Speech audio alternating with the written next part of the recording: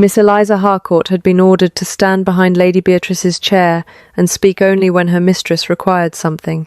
Yet while 12 diplomats argued over an unreadable treaty, Eliza saw a single word that could send British ships into an enemy-controlled harbour.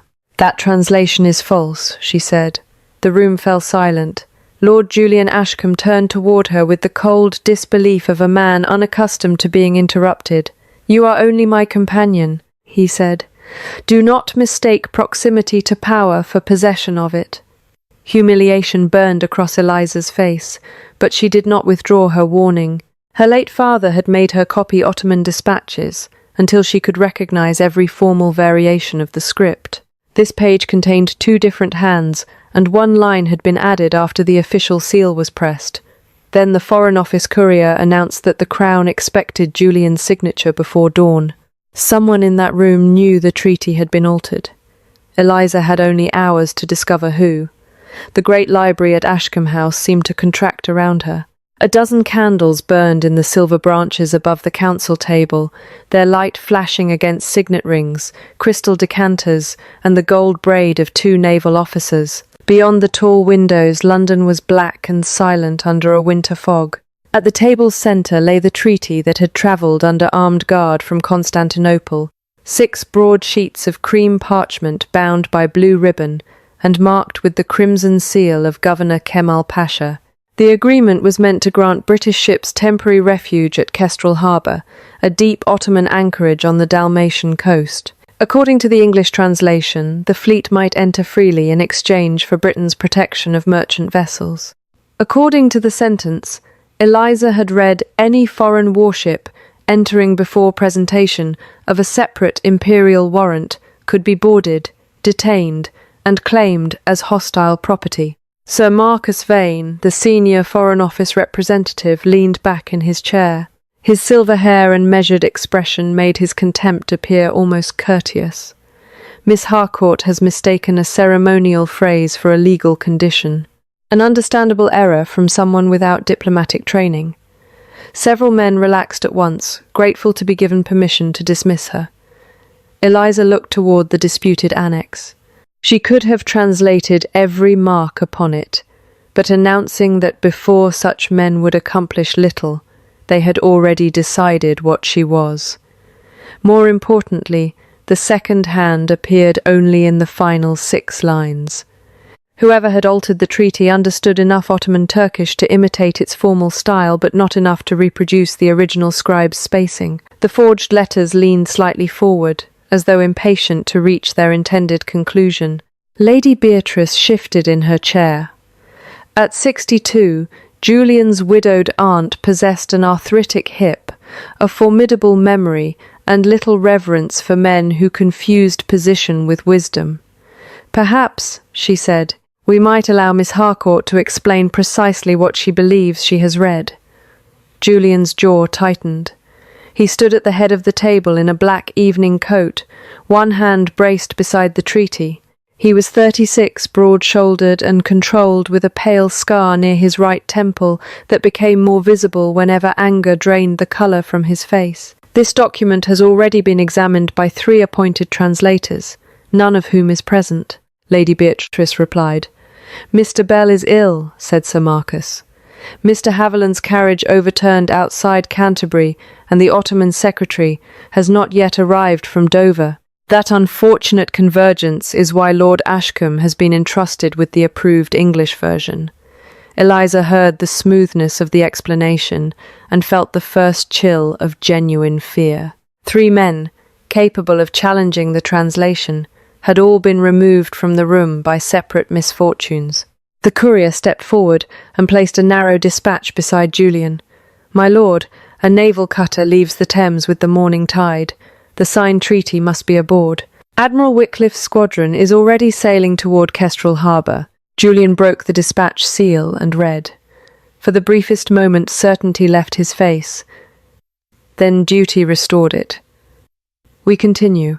He looked at Eliza without cruelty now, which somehow made his judgment harder to bear.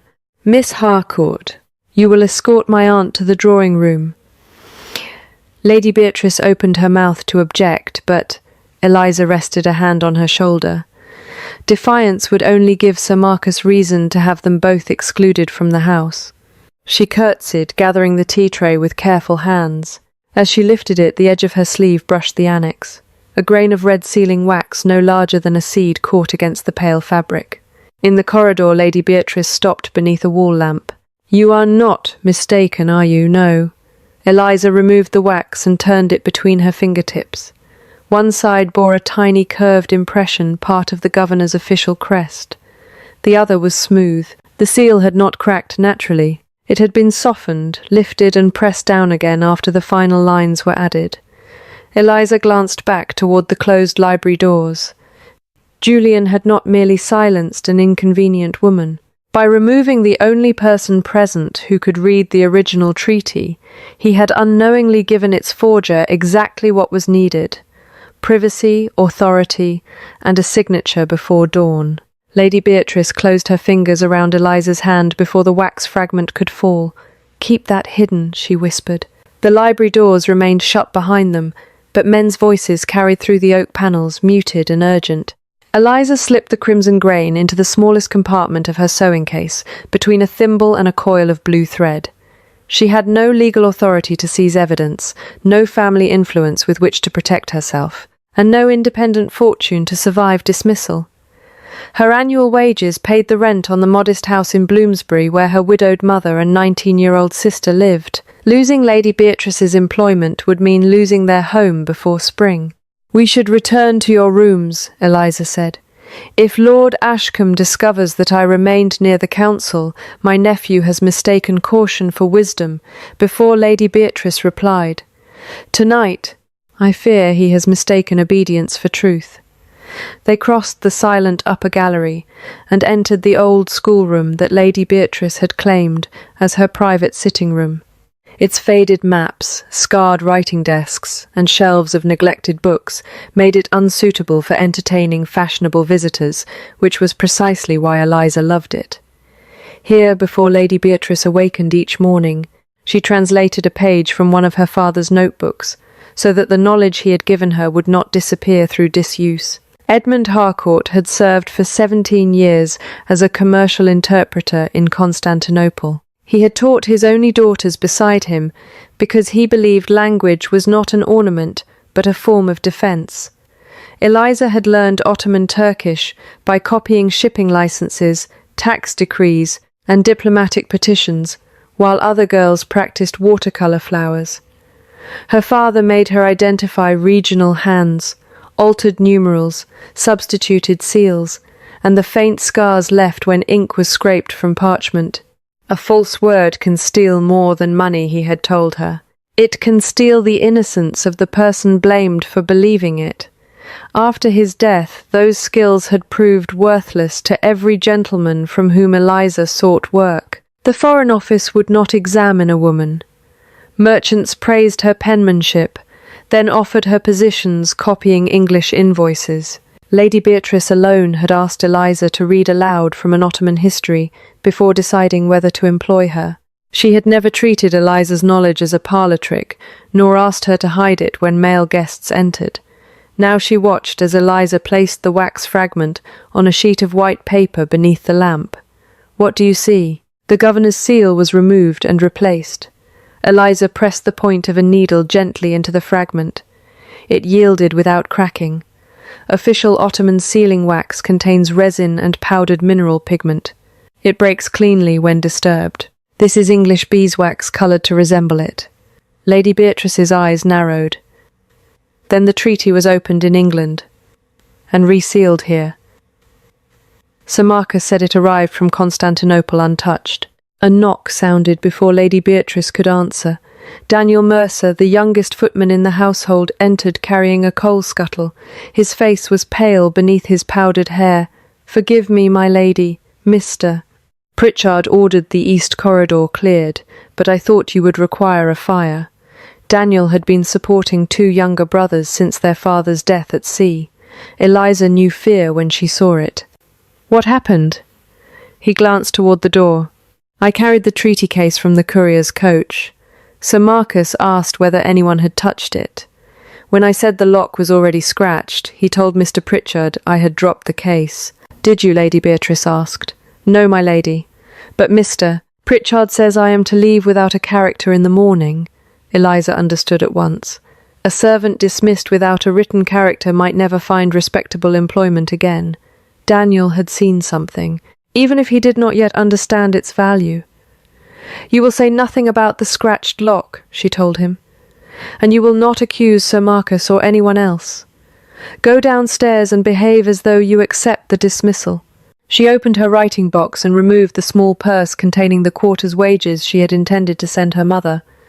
Take this. There is enough for a room and food for several weeks. Daniel recoiled. I cannot take your family's money. You can repay me by remembering precisely who stood near the case from the moment it arrived.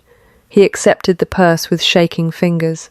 The sacrifice left Eliza with 11 shillings and no certainty of another wage, but it bought Daniel time and perhaps kept him alive long enough to speak. When he had gone, Lady Beatrice took a magnifying lens from the map cabinet. Eliza examined the wax more closely. Embedded in its smooth underside was a thread of dark blue wool. The council table was covered in green baize. The courier's case lined with red velvet, and the governor's seal had supposedly remained untouched since leaving Constantinople. Yet the ribbon binding the treaty was the same deep blue as the fibre trapped inside the replacement wax. Eliza looked toward the schoolroom door, hearing footsteps approach along the gallery. The official account required the seal to have been intact before the blue ribbon was tied. The physical evidence showed the opposite. Whoever altered the treaty had bound the pages first and resealed them afterward. The footsteps stopped outside the schoolroom, and Lord Julian entered without waiting for permission. His gaze moved from Lady Beatrice to the magnifying lens, then to the needle lying beside a red smear on the white paper. What are you examining? Eliza closed her fingers over the wax fragment, but Lady Beatrice answered first. Evidence that you are about to sign a fraudulent treaty. Julian shut the door behind him. The anger he had displayed in the library was gone, replaced by a colder restraint. Sir Marcus warned me that Miss Harcourt might attempt to interfere again. How considerate of him to predict it, Lady Beatrice said. Julian ignored the rebuke and looked directly at Eliza. Show me what you found. She placed the fragment beneath the lens and explained the difference between Ottoman resin wax and English beeswax, the blue fibre trapped beneath the seal, and the order in which the treaty must have been rebound and resealed. He listened without interrupting, though disbelief remained in the rigid line of his mouth. You handled the annex for only a few seconds. Can you repeat the disputed sentence? Eliza recited it in Ottoman Turkish, then translated each phrase separately. Foreign vessels entering Kestrel harbour before the imperial warrant is displayed shall be held under the governor's authority until their hostile purpose is judged. Julian's eyes sharpened. The approved translation says they shall be sheltered under the governor's protection. Then the approved translation changes 3 essential words. He withdrew a folded page from inside his coat. I copied the final paragraph before leaving the council. Translate it. Eliza spread the paper beneath the lamp. Julian's handwriting was exact, but he had reproduced several unfamiliar characters imperfectly. She asked where each mark appeared in relation to the seal, then reconstructed the likely forms. The paragraph ordered Kestrel Harbour's batteries to fire 1 warning shot if British ships entered without the missing warrant. If the ships continued, the governor's men were permitted to board them. Admiral Wycliffe, believing the treaty granted unconditional passage, would interpret that shot as a ceremonial salute. How long before the cutter departs? Eliza asked. Julian took out his watch. Less than 40 minutes. Then delay it. If the signed translation reaches the Admiral, he will sail directly into a confrontation both sides believe the other began. Julian remained motionless for 1 costly second. Accepting her conclusion meant challenging Sir Marcus. 3 absent translators and an instruction bearing the authority of the Crown.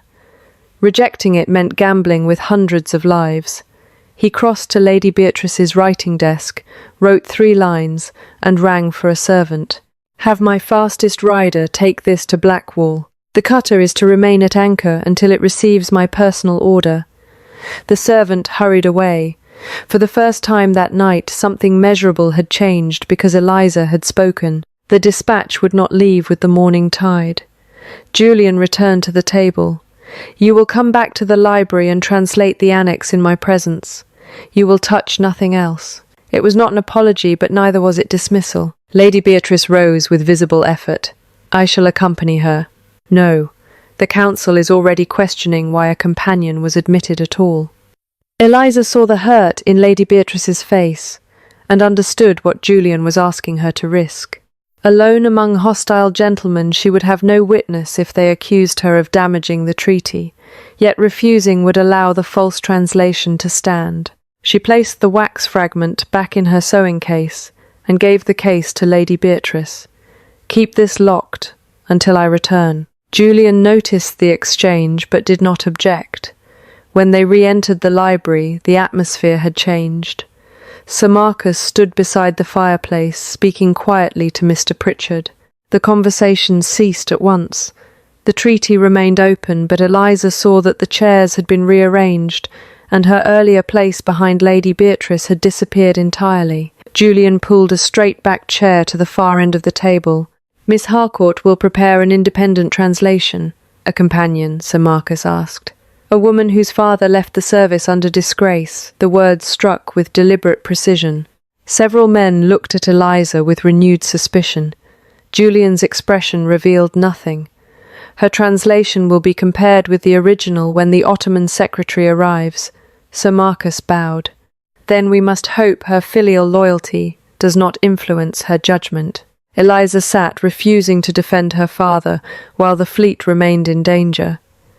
Beside the treaty lay ink, clean foolscap, and a small ivory paper knife carved with the Ashcombe crest. Its blade had a crescent-shaped chip near the tip. She used it to separate two sheets of writing paper, noticing that the damaged edge caught against the fibres. Then she began. For 20 minutes the room held only the scratch of pens and the ticking of the mantel clock. She translated the annex line by line, marking every difference between the original and approved English versions. There were 7.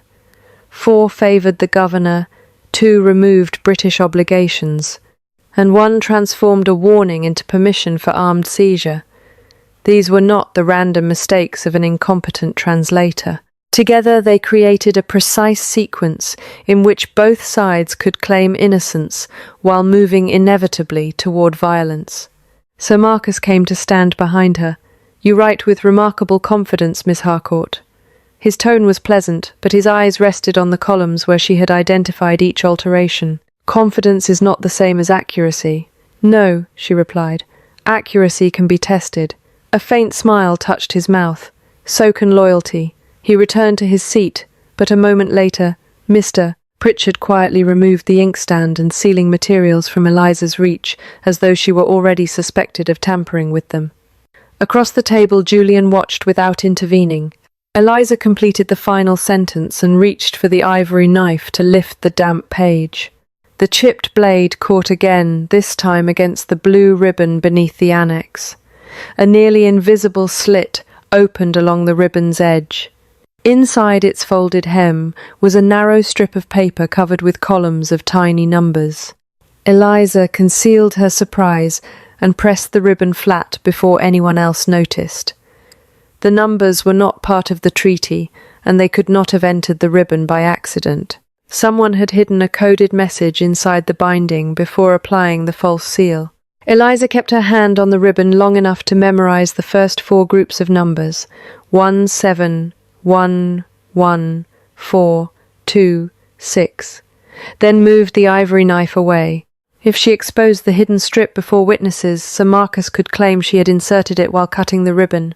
If she attempted to remove it secretly, the same accusation would become true in every way that mattered. She finished her translation and sanded the page. Lord Julian read the 7 corrections in silence, then passed them to Captain Rowland, the senior naval officer. The captain's ruddy face lost colour as he reached the seizure clause. "Admiral Wycliffe has 6 ships and nearly 2,000 men approaching that harbour." "The cutter has been held," Julian said. "No orders will leave this house until the annex is verified." Sir Marcus objected that delaying the treaty might destroy months of negotiation, but Julian closed the dispatch case himself and placed its key inside his waistcoat. A delay can be explained. A naval exchange of fire cannot. A carriage arrived shortly after 2 o'clock carrying Mr. Haviland, one of the missing translators. His overturned coach had left mud across his coat and blood dried near his hairline, yet he insisted on entering the council. Eliza surrendered her chair and watched as he compared her work with the Ottoman original. He confirmed the first correction, then the second. At the fifth, his hands began to shake. These phrases were not present in the copy sent to my office 3 days ago. Sir Marcus moved swiftly. He gathered Eliza's pages, arranged them beside his own notes, and addressed the room before Mr. Haviland could continue. "Then our caution has succeeded. I requested an independent reading precisely because I feared the annex might have been altered after leaving Constantinople." Several gentlemen nodded, as if this had always been his position. He spoke of irregular seals, conditional verbs, and the necessity of holding the cutter all discoveries Eliza had made and decisions Julian had taken. By the time he finished, her name had vanished from the account entirely. Eliza said nothing. Correcting Sir Marcus publicly would turn the argument from the treaty to her wounded pride, and the fleet mattered more than credit. Julian, however, looked from Sir Marcus's polished explanation to the translation in Eliza's hand. "You said an hour ago that the disputed phrase was ceremonial." The room stilled. Sir Marcus smiled. "New evidence requires a disciplined man to revise his judgment." "What form is the conditional verb?" Julian asked. Sir Marcus's smile faded by a fraction. The technical distinction would not assist this counsel. Julian turned to Eliza. She explained that the verb's final mark made detention mandatory rather than optional, then pointed out the same construction in an undisputed clause concerning merchant taxes. Captain Rowland understood immediately. Julian did not praise her, but he ordered that her translation be copied into the official record under her full name, Miss Eliza Harcourt. The secretary hesitated before writing it as though a woman's name might stain the page. When the council paused, Julian escorted Eliza into the adjoining map room. "Why did you not object when Sir Marcus claimed your findings?" "Because while the gentleman argued over ownership, the cutter would still have been waiting." Something changed in his expression, not warmth, but the recognition of an answer he had not expected. Most people in that room would sacrifice the decision to possess the victory. Most people in that room can afford the sacrifice. Eliza regretted the sharpness only after the words had left her. Julian glanced toward the closed library doors. "You believe I dismissed you because of your position. You told me my position was the reason." He accepted the rebuke without retreating from it. "And I was wrong to do so." The admission was quiet and incomplete, yet it cost him something. Eliza could see that much. "But I still require proof that the document was deliberately altered in this house." She considered telling him about the numbered strip. Before she could decide, Mr. Pritchard entered with Daniel Mercer held firmly by the arm. The young footman's lip was split. "This servant admits he handled the treaty case," Pritchard announced. A purse containing Miss Harcourt's wages was found in his coat. Sir Marcus followed them into the room. Payment to a witness is an unfortunate appearance. Daniel stared at the carpet, terrified. If Eliza revealed that she had paid him after he described the scratched lock, Pritchard would accuse them of inventing evidence together. If she denied the payment, Daniel would be branded a thief. "I gave him the money," she said.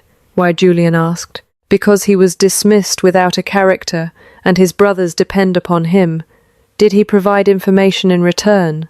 Sir Marcus asked. Eliza saw Daniel's bruised mouth, and understood that someone had already tried to force an answer from him. No. The lie damaged her credibility, but it protected him from further questioning until she could secure his safety. Sir Marcus requested that Eliza be removed from the investigation.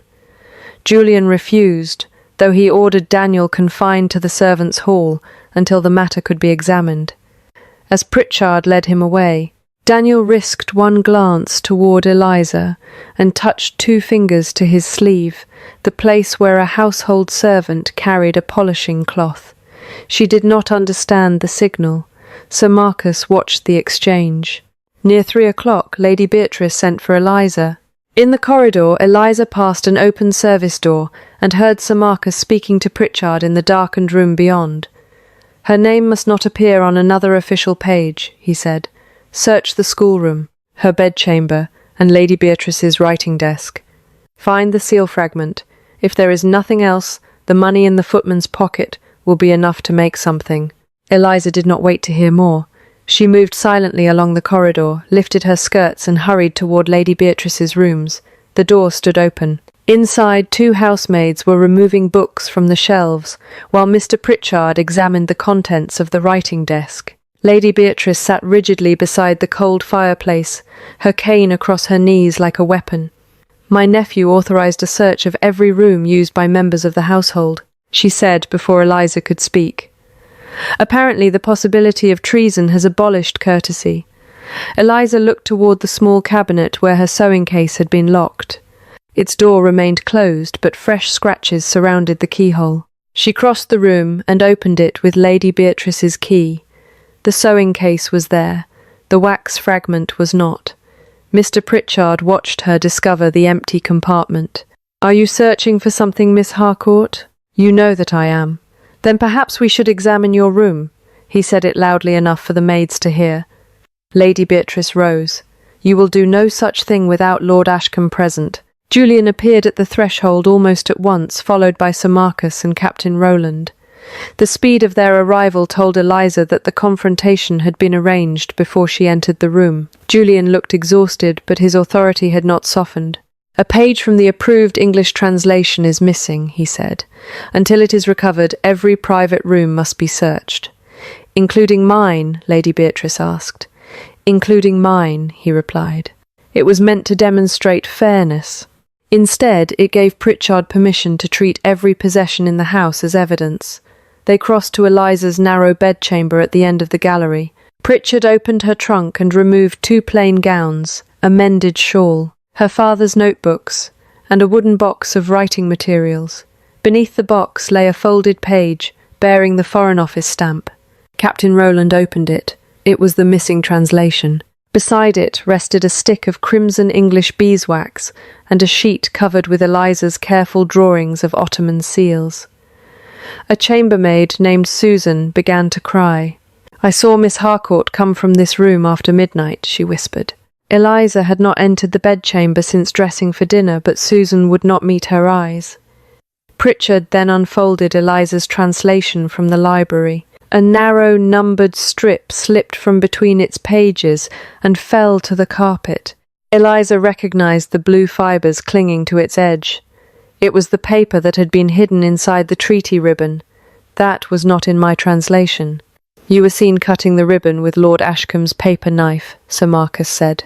"And you concealed the strip when it appeared." "I saw it, but I did not remove it."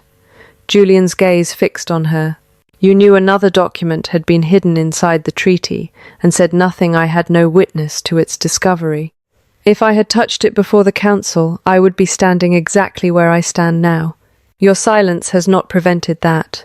Sir Marcus opened one of Edmund Harcourt's notebooks. Its pages contained examples of seals, altered documents, and numerical ciphers used to teach Eliza the detection of fraud. To men already prepared to suspect her, the lessons resembled instructions for committing it. Sir Marcus presented a motive as neatly as he had claimed her translation. Edmund Harcourt had left government service under accusations of professional misconduct. His daughter had entered Ashcombe House, tampered with a treaty-invented errors, and then arranged to discover them so that the Harcourt name might be publicly restored. The payment to Daniel became a bribe. Her knowledge became opportunity. Her father's notebooks became a criminal manual. Even her warning about the fleet was recast as part of the performance. Lady Beatrice demanded that Susan repeat when she had seen Eliza. The chambermaid whispered, 1:15. At that hour, Eliza had been in the schoolroom with Lady Beatrice. But the older woman's testimony was dismissed by Sir Marcus as the loyalty of an employer protecting her companion. Julian did not accept the accusation entirely, yet he did not reject it. That hesitation did the damage. He ordered Eliza confined to Lady Beatrice's rooms. Daniel kept under guard, and Edmund's notebooks surrendered to Sir Marcus for examination by the Foreign Office. "Those belong to my father," Eliza said. "They will be returned if they are innocent." "Paper is neither innocent nor guilty, my lord. People decide what it is allowed to prove." Julian's face tightened, but he handed the notebooks to Sir Marcus. Pritchard gathered the remaining evidence. As he lifted the numbered strip, Eliza saw all 6 groups, clearly 17, 11, 4, 26, followed by 3, 8, 19, 4, and the symbol her father used to indicate a proper name. The sequence was not an Ottoman diplomatic code. It was a commercial indexing system Edmund had devised for translating shipping manifests. Sir Marcus claimed the numbers proved Eliza had hidden a private message inside the treaty, yet no one outside her family should have known how to read them. Eliza asked Julian for 1 minute alone. He refused, saying the seriousness of the accusation required witnesses. His caution was understandable, but it placed every word she spoke directly into the hands of the man shaping the case against her. She translated the first groups aloud. Blackwall, East Gate, 4. Captain Rowland checked the mantel clock. It was 20 minutes before 4. Sir Marcus dismissed the result as whatever meaning she wished to invent. Eliza forced herself to remember the remaining numbers. They resolved into 3 words: release under Ashcombe. The treaty was no longer the immediate danger. While the household searched her room and argued over planted evidence, someone intended to use Julian's name to countermand his order and release the cutter at 4 o'clock. From the courtyard below came the crack of a whip and the hard rattle of carriage wheels turning toward the eastern gate. Julian reached the window as the carriage vanished beyond the eastern wall. Whose carriage was that? No one answered immediately. Sir Marcus moved toward the glass with deliberate calm. "Mr. Haviland requires a surgeon." "Haviland is in the library," Captain Rowland said. Julian turned to Pritchard, who passed the gate. The secretary claimed not to know. But a liveried porter brought from the courtyard reported that the driver had presented a written order bearing the Ashcombe seal. The passenger wore a naval cloak and carried a black dispatch case. Julian put a hand inside his coat. The key to the treaty case remained there. His private seal did not. He remembered leaving it beside the library inkstand when he wrote the first order to Blackwall. By the time he returned, Mr. Pritchard had cleared the desk. "It may be another attempt to delay us," Sir Marcus said. "Or Miss Harcourt has supplied her accomplice with the meaning she wishes us to hear." Eliza stepped toward Julian. "Send someone to the east gate. Ask the porter whether the order," said Blackwall, "and if it did, then the cutter will receive a command carrying your seal and your name. The harbour master will have no lawful reason to reject it." Sir Marcus insisted that Eliza remain confined until officers from the Foreign Office arrived. Julian looked at the planted translation, her father's notebooks beneath Sir Marcus's arm, and the chambermaid still weeping beside the door. He could preserve his reputation by following procedure, or risk it on the judgment of a woman now accused of treason. The porter returned with the answer before he spoke. The destination written on the order was Blackwall Stairs. Julian ordered his carriage brought around. "Captain Rowland, come with me. Miss Harcourt, you will accompany us." Sir Marcus protested that removing a suspect from confinement violated every proper safeguard. "Then record that I take full responsibility," Julian said. "If she is guilty, I shall deliver her myself. If she is right, each minute we spend debating her rank carries my order farther down the Thames." He gave Lady Beatrice custody of Eliza's father's notebooks, taking them from Sir Marcus, despite the older man's objection. It was the first protection he had offered that carried a public cost. Every person in the room had heard him place his authority behind Eliza's warning. The carriage tore eastward through the sleeping city. Fog pressed against the windows, turning street lamps into blurred yellow circles. Captain Rowland sat opposite them with one hand braced against the roof as the wheels struck frozen ruts. Julian asked Eliza how her father's commercial cipher had come to be hidden inside a state treaty. "I do not know," she answered. "But the person who used it expected the message to be blamed on a Harcourt if it was discovered." Julian's gaze dropped. "Your father's disgrace involved a mistranslated naval order, an order he swore he never translated. My brother was aboard the ship that obeyed it." The words explained the force of Julian's contempt in the council chamber, but they did not excuse it.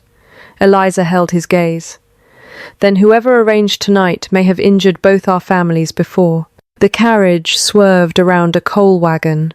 Julian caught Eliza's shoulder to keep her from being thrown against the door, then released her at once. "If that is true," he said, "I have spent years trusting the accusation that protected the guilty person." They reached Blackwall shortly after 4. The harbour master met them on the quay with an open ledger and a face already grey with dread. The naval cutter Sparrow had departed 9 minutes earlier. A courier carrying Julian's seal had delivered an order stating that the suspected alterations were a misunderstanding and that the original dispatch should proceed without delay. The harbour master had compared the impression with the Ashcombe seal used on the earlier command. They matched perfectly, whereas the courier Captain Rowland demanded. He left by the North Road, and the written order Julian asked. The harbour master produced it. Eliza examined the page beneath a dock lantern. The signature resembled Julian's, but the final stroke crossed a dusting of sand that had already dried into the paper. A genuine signature would have lain beneath the sand, not above it. The document had been prepared and sanded first, then signed with a dry copying pen. More alarming was a line in the margin that appeared to instruct the cutter to collect sealed diplomatic papers from a naval tender at Gravesend. No such transfer had been mentioned at Ashcombe House. The cutter did not merely carry a false order toward Admiral Wycliffe. It was being directed to meet someone before leaving the Thames. Captain Rowland found 2 pilot boats, but neither could overtake the Sparrow against the ebb tide. The only vessel with sufficient sail was the revenue schooner Valiant, held at the neighbouring quay after its captain broke his leg. Its lieutenant refused to move without authorization from Customs or the Admiralty. Julian could obtain neither before daylight. "Then I authorize it," he said. "You have no jurisdiction over a revenue vessel, my lord. I am aware of that." Commandeering the schooner could cost Julian his diplomatic appointment and expose him to prosecution if Eliza was wrong. He removed his signet ring and pressed it into the lieutenant's palm. "Use that as proof that I accepted the consequence." Eliza studied the river chart nailed inside the harbour office. Her father had taught her to read port records because mistranslated place names were among the most dangerous errors in shipping. The marginal instruction used the Ottoman word for anchorage, but its English copy rendered it as Gravesend. The actual phrase meant the sheltered reach before Gravesend near a disused powder quay at Northfleet. Whoever awaited the Sparrow did not intend an ordinary exchange of papers. A cutter carrying official dispatches could be boarded there without witnesses from the main harbour. Within minutes, the Valiant's crew raised sail. Julian, Eliza, and Captain Rowland boarded as the schooner pulled into the black current. Behind them, Sir Marcus's hired carriage had vanished into London. Ahead, the Sparrow was somewhere inside the fog, sailing toward an isolated quay with Britain's naval orders aboard. The Valiant's lieutenant gave them less than 2 hours to overtake her before the river widened and the false dispatch became impossible to recover. The Valiant followed the river by sound as much as sight. Bells rang from unseen ships, oars struck black water beyond the fog, and the schooner's lookout called depths while the banks passed as shadows. Eliza stood beside the chart table beneath the quarterdeck awning, reconstructing the false courier's route from the marginal Ottoman phrase. Captain Rowland believed the Sparrow would continue toward Gravesend, but Eliza pointed to an older name, written beneath Northfleet Reach. Her father had taught her that Ottoman port records often identified an anchorage by the nearest source of fresh water rather than the nearest town. The phrase on the forged order meant fountain reach a narrow bend beside the disused powder key. The lieutenant altered course. 20 minutes later, a dim blue lantern appeared twice through the fog, then vanished. "That is not a British naval signal," Roland said. Eliza recognized it from the Levant Company tables her father had made her memorize. 2 blue lights promised safe transfer under neutral protection. Whoever waited at the quay expected the Sparrow and knew how to reassure a crew carrying diplomatic papers. Julian ordered the Valiant's lamps covered. They advanced in darkness until voices carried over the water. The Sparrow had stopped beside an unmarked river lighter. 2 men in naval cloaks were crossing between the vessels, while a third lifted a black dispatch case from the cutter's deck. The Valiant broke from the fog under full sail. Her lieutenant identified the revenue service and ordered both vessels to hold position. One of the cloaked men drew a pistol. His shot tore through the schooner's mainsail, and the lighter's crew cut their line. Captain Roland leaped aboard the Sparrow, with Julian behind him. The man carrying the dispatch case threw it toward the lighter, but his foot slipped on the wet rail. The case struck the water between the vessels and disappeared. Eliza saw the lighter's stern swing downstream while the current beside the old quay turned in the opposite direction. The abandoned river chart had marked a submerged retaining wall there. "The case will not follow the lighter," she called. "The eddy will carry it beneath our port side." A sailor thrust a boat hook into the water. On his third attempt, he caught the case's leather strap. By then, the Valiant's crew had secured the Sparrow, but the lighter escaped into the fog with at least 2 men aboard. The captured courier was young, clean-shaven, and dressed in a naval cloak several sizes too large. A tear along its cuff exposed dark blue wool, identical in colour and thickness to the fibre Eliza had found in the replacement wax. When Captain Roland searched him, he discovered Julian's stolen seal wrapped in a servant's polishing cloth. Eliza understood Daniel's final gesture. The footman had seen the seal hidden in a polishing cloth before he was taken away. He had tried to tell her without speaking where Sir Marcus could hear. The courier claimed he had received both seal and instructions from Mr. Pritchard. He refused to name anyone else. His statement implicated a secretary, not the diplomat who had directed every suspicion toward Eliza, and a frightened clerk could easily withdraw it once protected by powerful men. The recovered case contained stronger proof, though water had entered through the lock. Inside lay a correct copy of the Ottoman Annex dated 3 days before the council and bearing Mr. Haviland's initials. A second packet held English beeswax unused blue treaty ribbon and several blank pages carrying impressions of Governor Kemmel's seal. The seal impressions had been made with a carved matrix, but the matrix itself was missing. At the bottom of the case, Eliza found a water-stained account listing payments to 3 dock workers, the hired carriage, and a private shipping syndicate that would receive compensation if Admiral Wycliffe's squadron were detained. At Kestrel Harbour. The author had signed only with the letter V. Julian studied the account. This could mean Vane. It could also mean Victory Vessel, or any name chosen to mislead us, Eliza said. It is evidence of the scheme, not proof of its master. He looked at her with grim respect. You continue to defend the standard of proof, even when a weaker standard would clear you. If I accept a convenient accusation against him, I become no better than those who accepted one against my father. While Roland questioned the courier, Julian and Eliza stood near the stern beneath the torn sail. Dawn had begun to thin the fog, revealing the exhaustion in his face. My brother Henry was 24, he said. His ship entered a mined channel after receiving an order translated from Ottoman Turkish. My father was told Edmund Harcourt had prepared the English copy. I built every judgment afterward upon the belief that an unauthorized translator had killed him. Eliza's hands tightened around the wet rail. My father spent his final years writing letters no office would answer. He stopped asking to be restored to his position. He only wanted the order bearing his name to be examined, and I used that disgrace to silence you. Julian did not soften the admission. I was not merely mistaken. I chose the version of you that protected my certainty. Understanding why you did it does not undo it. I know. His answer came without defense. If we survive the consequences of tonight, I will correct it publicly, whether you forgive me or not." A shout interrupted them. On the northern bank, a rider had emerged beside the Powder Quay. He watched the valiant sailors lift the recovered case onto the deck, then turned his horse toward London.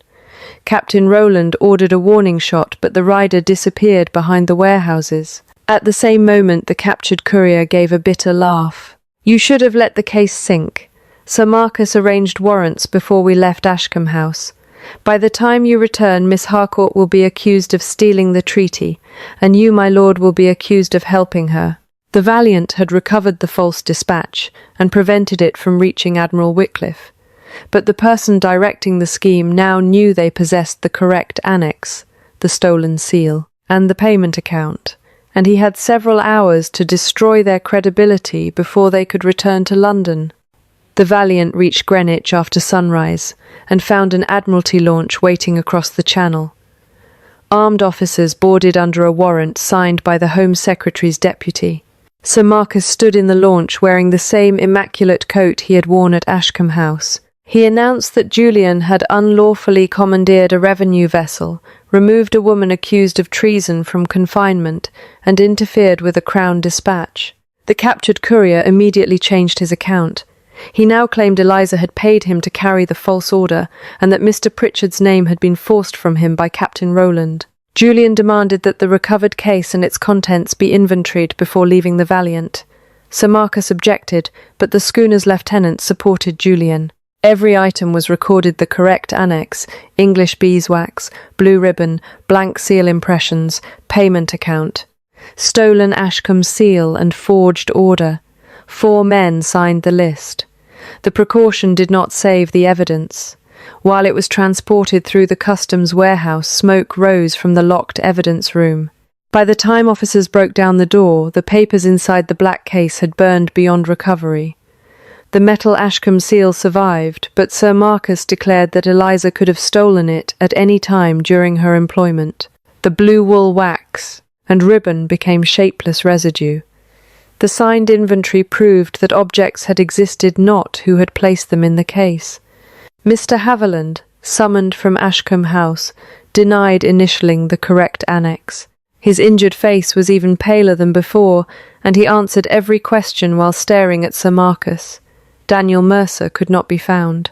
Lady Beatrice had been confined to her rooms after protesting his removal by Foreign Office officers within an hour. Every witness who might have supported Eliza was frightened, missing, or compromised. A preliminary hearing convened at the Foreign Office before noon. Eliza stood behind a wooden rail, while diplomats who had ignored her warning now examined her as though she were a curiosity brought from a criminal court. Sir Marcus presented the planted translation, her father's cipher notebooks, the English wax from her writing box, and to take testimony. He described Eliza as an embittered dependent who had exploited Lady Beatrice's confidence to restore a disgraced family name. When Julian attempted to present the Valiant's inventory, Sir Marcus suggested that his judgment had been corrupted by personal attachment. The insinuation travelled through the chamber more effectively than any evidence. Lord Westbury, representing the Crown, offered Julian a private escape. If he withdrew his support for Eliza, surrendered the stolen seal as inconclusive, and accepted Sir Marcus's certified translation, the charge of unlawfully commandeering the Valiant would be dismissed. Julian's diplomatic appointment would remain intact. Admiral Wycliffe would receive the treaty that afternoon. Eliza expected him to reject the bargain, but she did not expect the form his refusal took. He stood before the entire chamber and declared that the first person to identify the false annex had been Miss Eliza Harcourt, that he had publicly silenced her because of her sex and position, and that his failure had endangered the fleet. If the Crown intends to punish the person who prevented that treaty from leaving London, he said, it may place my name beside hers. Lord Westbury stripped Julian of his diplomatic authority pending investigation. His access to official records was suspended, his correspondence ordered examined, and his reputation placed under the same cloud as Eliza's. The decision cost him the career he had spent 15 years building. It did not free her. Eliza was remanded to Ashcombe House under guard until formal charges could be prepared. Newspapers already waited outside. By evening her mother and sister would read that she was suspected of treason. Sir Marcus appeared to have won. He possessed the surviving treaty, the authority to submit a replacement translation, and control over every official witness. Before dismissing the hearing, he announced that he would present the document at a public diplomatic assembly that evening, where representatives of the Admiralty Parliament and Governor Kemal's delegation would witness its certification. Eliza's false translation, he promised, would be exposed before the very institutions she had attempted to deceive. An officer handed Eliza a copy of the warrant under which she had been seized. She read it once without interest, then again more slowly. It had been prepared at 3:30 that morning before the carriage left Ashcombe House. The document accused her of arranging the removal of a naval dispatch at Fountain Reach, commonly called the abandoned powder anchorage near Northfleet. That name had not appeared on the English order. Captain Rowland had believed the destination was Gravesend. Eliza herself had identified Fountain Reach only after studying the harbour chart at Blackwall, nearly an hour after the warrant was signed. At the lowest point of the night, Sir Marcus's greatest strength revealed his fatal error. He had controlled the scheme so completely that he had written the outcome before innocent people could possibly know it. The warrant did not merely predict that Eliza would flee. It named the secret rendezvous, chosen by the conspirators. Julian read the line, and looked towards Sir Marcus, who was speaking confidently with Lord Westbury across the chamber. "We take this to Westbury now." "No," Eliza said. "Sir Marcus will claim a clerk," added the location later, "or that the time was copied incorrectly. He still controls the original register. Then what do you propose?" Eliza folded the warrant and returned it to the officer as if she had noticed nothing.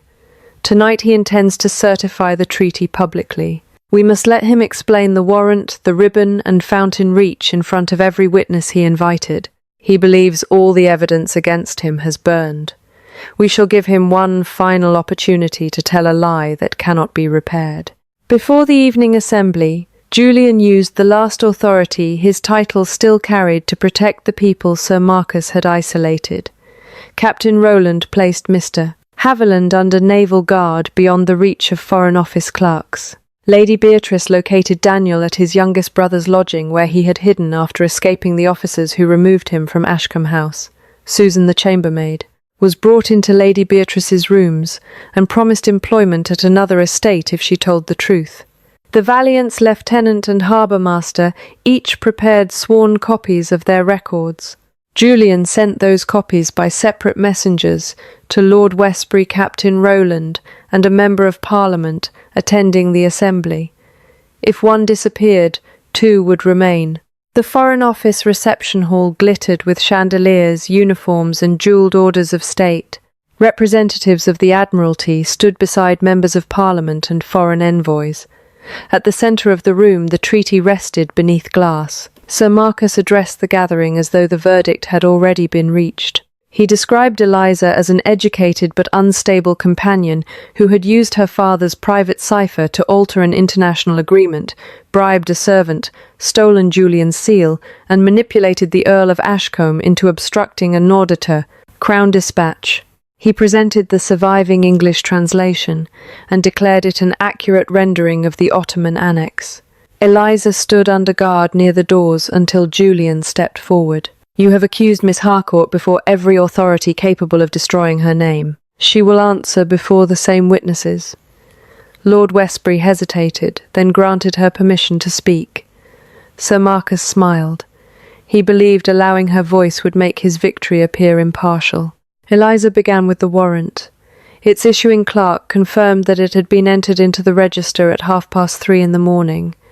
She asked him to read the alleged destination of her conspiracy. Fountain Reach, the abandoned powder anchorage near Northfleet.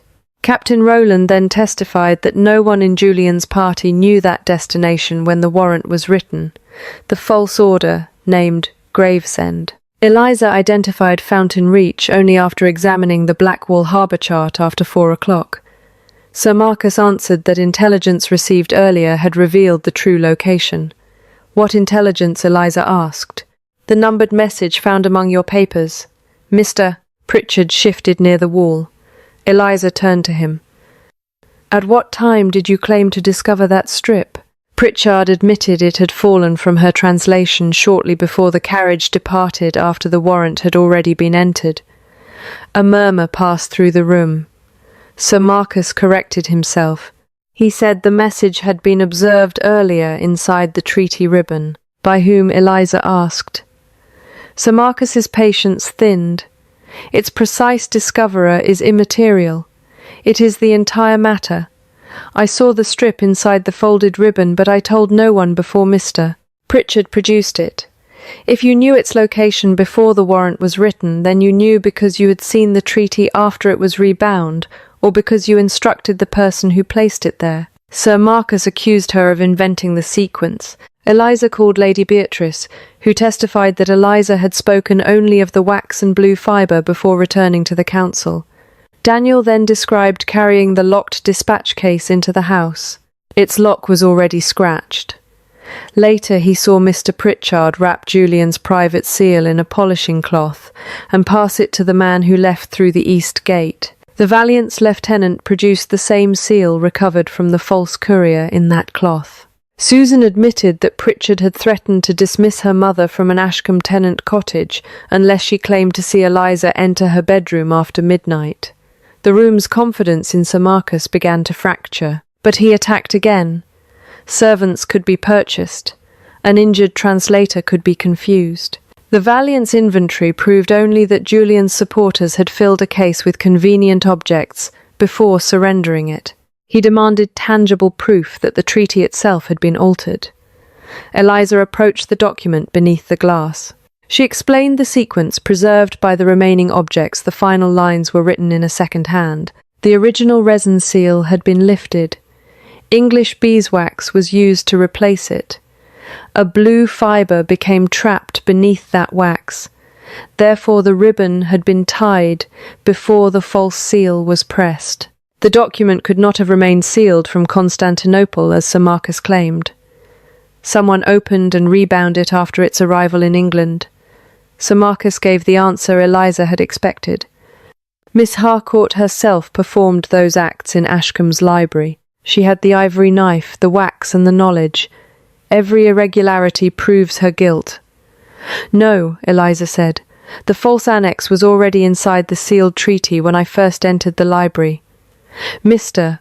Haviland compared it with the copy he received 3 days earlier. Haviland stepped forward under Captain Rowland's protection.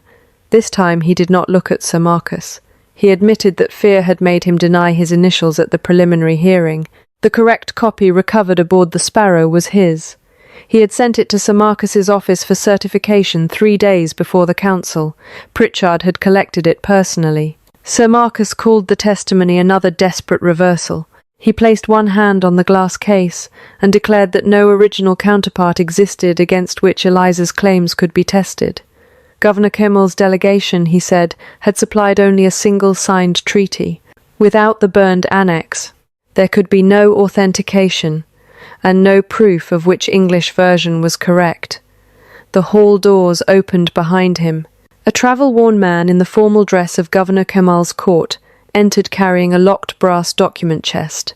He was Selim Arslan, the Ottoman secretary, whose delayed arrival from Dover had been announced at the beginning of the council. Beside him stood 2 Admiralty officers and the King's official interpreter. Selim bowed to Lord Westbury and placed the chest on the central table. "I carry Governor Kemal's registered counterpart," he said, together with the original seal record and the name of the English official who requested that the final annex be replaced. Selim Arslan unlocked the brass chest with 2 separate keys. From it he removed Governor Kemal's registered counterpart of the treaty, a seal ledger, and a packet of correspondence wrapped in oilcloth. The King's interpreter compared the Ottoman annex with Eliza's translation sentence by sentence. There was no authorization to seize British ships, no reference to hostile entry, and no conditional warning at Kestrel Harbour. Every correction Eliza had made was confirmed. The seal ledger established that Governor Kemal's original impression had been made with resin wax and applied before the treaty left Constantinople. The blue ribbon appeared nowhere in the Ottoman record. It had been added in England. Selim then produced a letter sent under Sir Marcus Vane's official cipher, requesting that the governor replace the final annex with clarified security provisions. Governor Kamal had refused because those provisions contradicted the negotiation. The request bore Sir Marcus's private authorization mark. Sir Marcus claimed the correspondence had been forged. Eliza asked Selim to show the mark to the room. It consisted of 4 intersecting lines surrounding a small letter V, the same arrangement concealed within the numbered strip inside the blue ribbon. Sir Marcus had used Edmund Harcourt's commercial cipher because he intended the message, if discovered, to implicate Edmund's daughter.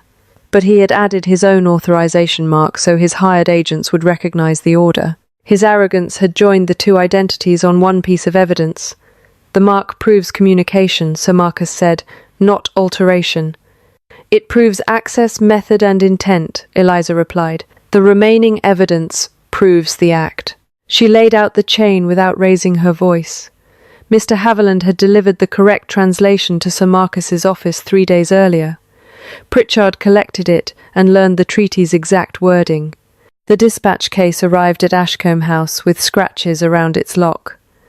Daniel saw Pritchard carrying Julian's seal in a polishing cloth. The false courier was later found with that seal, the forged order and blue wool matching the fibre beneath the replacement wax. The warrant named Fountain Reach before the hidden message was officially discovered. Finally, Sir Marcus had publicly claimed the treaty remained sealed from Constantinople, although his own correspondence showed that he knew its annex had been disputed. Mr. Pritchard broke first. With Captain Rowland standing between him and Sir Marcus, he admitted that the treaty had been opened in a Foreign Office room after arriving from Dover. Sir Marcus supplied the altered final sheet. Pritchard rebound the pages in blue ribbon and softened English beeswax over the lifted Ottoman seal. He later planted the missing translation, and sealing materials in Eliza's room threatened Susan, removed Julian's seal, and arranged the customs warehouse fire. The plan was to send Admiral Wycliffe into Kestrel Harbour under false conditions, provoking the detention of his squadron.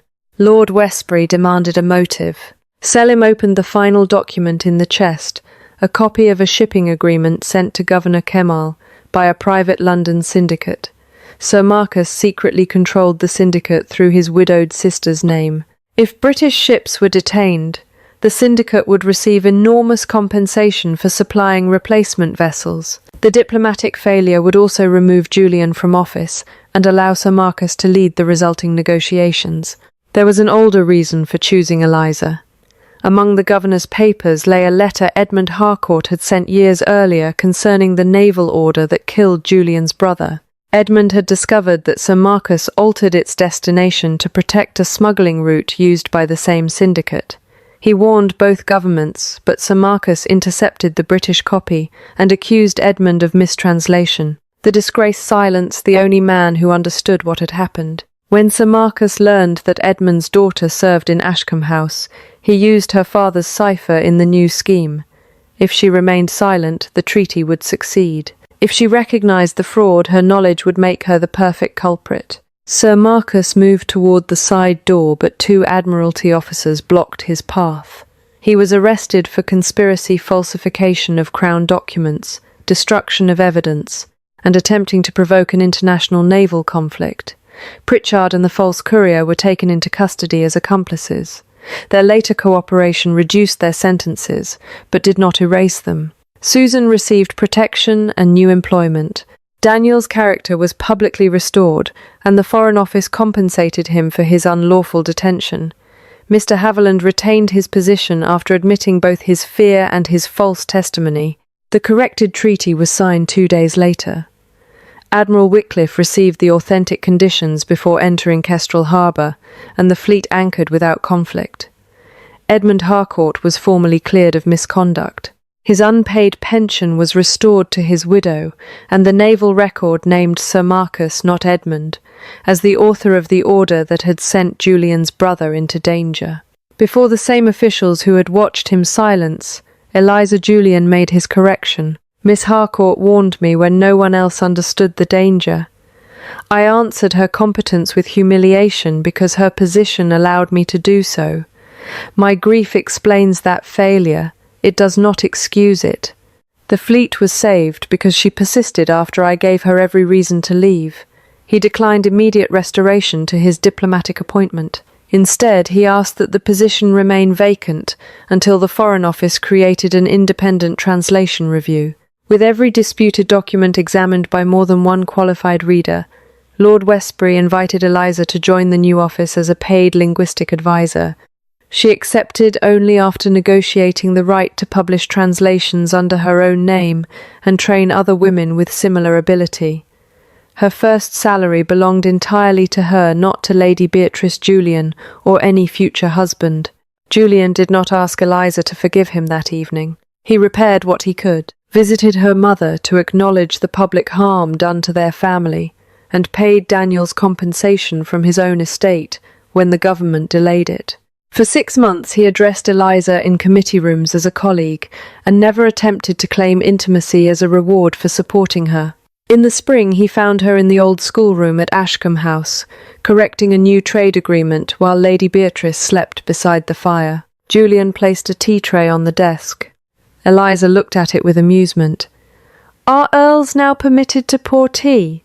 This one is attempting to become useful." He filled her cup, then remained standing until she indicated the chair opposite. "May I ask you something that has nothing to do with the crown, you may ask? I would like to court you, not employ you, protect you, or decide your future. Court you, if you are willing." Eliza let the silence test him. She had her position, her family's security, and a name restored by her own work. She could refuse without losing anything. "You may," she said at last, slowly. Relief softened his face. Slowly he agreed. On the desk between them lay a treaty bearing Eliza Harcourt's name as its official translator. Months earlier she had stood behind Lady Beatrice's chair and been commanded to remain silent. Now Julian sat opposite her, waiting while she read, and did not speak until she invited him to do so.